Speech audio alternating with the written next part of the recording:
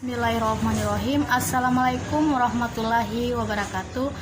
Perkenalkan, nama saya Siti Geflianti Hagiu. Saya dari Fakultas Ilmu Hukum Kemasyarakatan, Prodi Pendidikan Pancasila Kewarganegaraan. Baiklah, di video kali ini saya akan menjelaskan materi tentang sosiologi politik, yaitu yang pertama, pengertian sosiologi politik. Sosiologi politik adalah ilmu pengetahuan yang khusus mempelajari keteraturan, kekuasaan, pemerintahan, lembaga negara, otoritas, dan hal lainnya yang ada dalam kehidupan masyarakat dan memengaruhi pola hidup yang ada dalam masyarakat. Adapun ruang lingkup sosiologi politik, yaitu yang pertama studi tentang negara, yang kedua studi tentang kekuasaan, selanjutnya itu konsep sosiologi politik. Adapun konsep sosiologi politik, yaitu yang pertama sosialisasi politik, yang kedua partai politik, yang ketiga pengeterutan politik, dan yang keempat komunikasi politik. Pengertian partisipasi. Partisipasi sebenarnya berasal dari bahasa Inggris, yaitu dari kata participation, yang dapat diartikan suatu kegiatan untuk membangkitkan perasaan dan diikuti sertakan atau ambil bagian dalam kegiatan suatu organisasi. Sehubungan dengan partisipasi masyarakat dalam pembangunan, partisipasi merupakan keterlibatan aktif masyarakat, atau partisipasi tersebut dapat berarti keterlibatan proses penentu arah dari strategi kebijaksanaan pembangunan yang dilaksanakan pemerintah. Partisipasi masyarakat dalam pembangunan untuk mewujudkan keberhasilan pembangunan, inisiatif dan kreativitas dari anggota masyarakat yang lahir dari kesadaran dan tanggung jawab sebagai manusia yang hidup bermasyarakat dan diharapkan tumbuh berkembang sebagai suatu partisipasi. Sehubungan dengan partisipasi masyarakat dalam pembangunan, partisipasi merupakan keterlibatan masyarakat secara aktif. Masyarakat dapat juga keterlibatan dalam proses penentu arah, strategi, kebijaksanaan pembangunan yang dilaksanakan pemerintah. Hal ini terutama berlangsung dalam proses politik, dalam juga proses sosial, hubungan antara kelompok kepentingan dalam masyarakat, sehingga demikian mendapat dukungan dalam pelaksanaannya. Yang selanjutnya yaitu pengertian rekrutmen politik. Rekrutmen politik dapat diartikan sebagai proses penentu orang-orang yang akan menjalankan fungsi sistem politik suatu negara melalui lembaga politik yang tersedia. Dapat terlihat dari bagaimana pola dan mekanisme yang digunakan dalam proses rekrutmen tersebut. Adapun 3 pertimbangan yang perlu diperhatikan dalam sebuah proses rekrutmen politik, yaitu yang pertama indikator yang sensitif dalam melihat nilai-nilai dan distribusi pengaruh politik dalam masyarakat.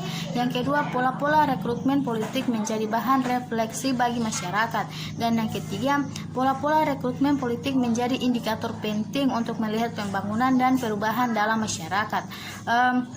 Selanjutnya, dalam praktiknya proses rekrutmen politik selalu bermakna ganda. Pertama, proses rekrutmen politik menyangkut seleksi untuk menduduki posisi-posisi politik yang tersedia.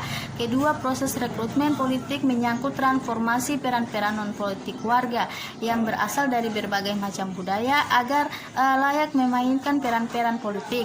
Selain itu, proses rekrutmen politik juga bersifat dua arah, artinya individu-individu yang terlibat di dalam politik memiliki kesempatan yang sama untuk menduduki jabatan tertentu dalam struktur politik.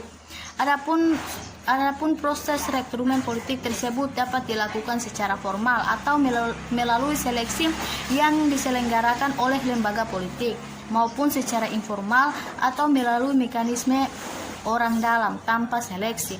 Hal ini tentu saja juga melalui proses pertimbangan yang panjang, apakah seorang bisa memasuki ranah politik atau tidak.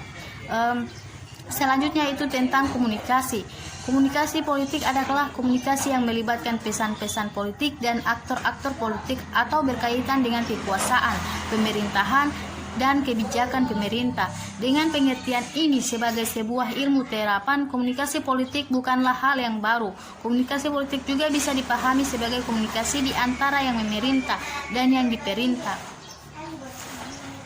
Yang selanjutnya itu tentang civil society, yaitu suatu suatu konsep kehidupan masyarakat yang bertempu pada negara-negara modern dengan membangun budaya, berkewarganegaraan dan kepercayaan sosial. Ya, yang selanjutnya yaitu tentang kasus kekerasan dan konflik. Identitas tampaknya tidak pernah padam dalam realitas kebangsaan di Indonesia. Pergeseran sistem otoriter menuju demokrasi ternyata tidak banyak memberi harapan terhadap mewujudkan kehidupan sosial politik yang damai dan tentram di bawah payung nasionalisme. Kasus Papua yang terjadi di akhir-akhir ini sukses mencuri perhatian publik. Aksi demokrasi yang diikuti oleh kekerasan dan pergelakan massa muncul ke permukaan sebagai bentuk ketegangan vertikal dan horizontal. Ketegangan vertikal terjadi antara etnis Papua terhadap pemerintah pusat yang dianggap gagal dalam menghadirkan keadilan dan kesejahteraan sosial. Ekonomi di tanah Papua, desain otonomi khusus untuk Papua yang diikuti dengan sejumlah transfer anggaran ternyata tidak bekerja efektif dalam meredam ketidakpuasan rakyat apapun terhadap pemerintah. Baiklah, itu pemaparan materi dari saya. Bila ada kurangnya, mohon maaf. Sekian dan terima kasih. Wabillahi taufiq wa hidayah. Wassalamualaikum warahmatullahi wabarakatuh.